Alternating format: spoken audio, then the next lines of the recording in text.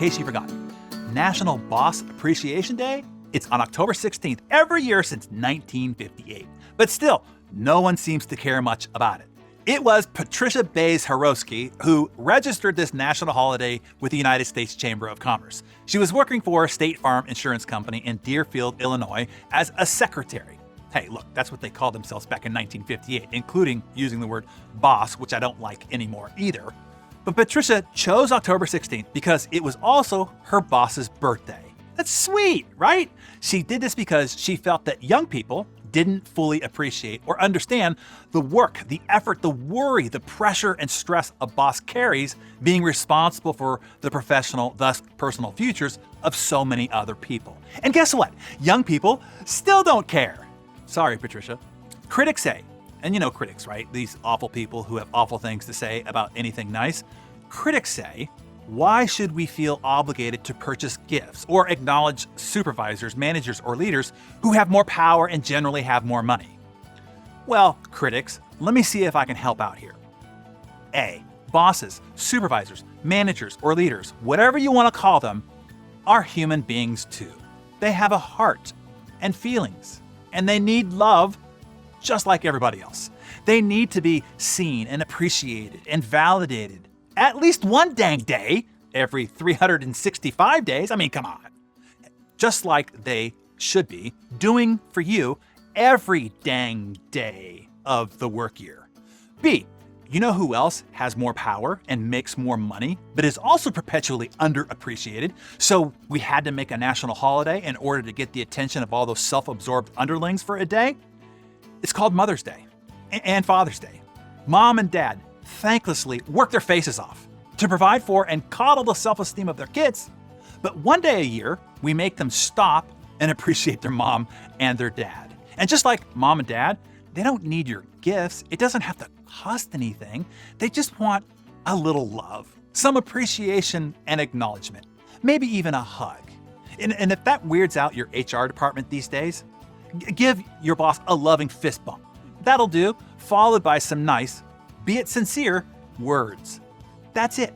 So to help you with a little bit of that empathy that they'd love for you to genuinely have, bosses, over the last couple of few years, they've been beaten and battered and bruised pretty brutally the last little while. I mean, just take a pause and think about it. They have led and have been responsible for other people's lives during an existential threat to all of humanity. A global pandemic forcing worldwide lockdowns and shutdowns through absurd political polarization, violent social unrest, civil protest, and a cancel culture. They have had to navigate through radical technology disruptions, broken supply chain problems, rampant inflation, and an impending recession. Meanwhile, their teams have dunked on and ghosted them during this great resignation and reshuffle. All the while, they too have been dealing with disrupted kids' schedules, school shutdowns, and taking care of elder parents and family members. But the strain of these massive challenges placed on the shoulders of leaders are often invisible, ignored, and not even considered by the people they lead. It's why being a leader can be a very lonely and isolating job. And look, it's easy to see why leaders' personal struggles get overlooked. When people face difficult situations or setbacks, it's human nature to think of only your own point of view, your problems and your needs first, and often singularly. People tend to focus on how everything affects them rather than thinking about how something might actually be affecting somebody else. People particularly ignore the pains of people who are supposed to be responsible for taking care of them. But you see, leaders can't do that. They can't think that way. Parents can't do that. They can't think that way. They have to think about others. It's the very job responsibility. But for a day, hey, come on, just a day? Instead of only concerning yourself with, how am I feeling? What do I need? Am I happy? What would make me happier? Maybe ask, how are they feeling? What do they need? Are they happy? How can I help them be happier? So I have 2 suggestions for you, just in case you might be interested. Number 1, tell your boss that you see them, that you understand their pressures, and you appreciate them. Tell them why you appreciate them. Make sure that it's personal. Let them know that you really do see them. If you don't have a boss, tell a mentor. Or tell your parents, hey, 2 days a year isn't overkill. Number 2, the best way to show your appreciation is to be of help. Figure out how to help them. They've already are holding the weight of the world on their shoulders. Just help lighten their load a little.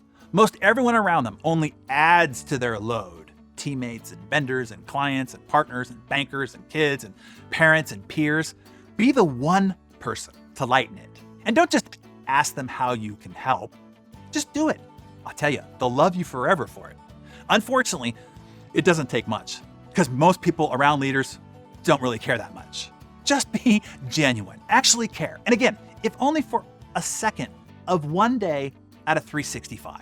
And let me just say to the bosses, all of those in position of leadership, I see you. I know the tremendous burden that you carry with you, not only in the office during work hours, but I know that you carry that burden home with you too, whether you want to or not.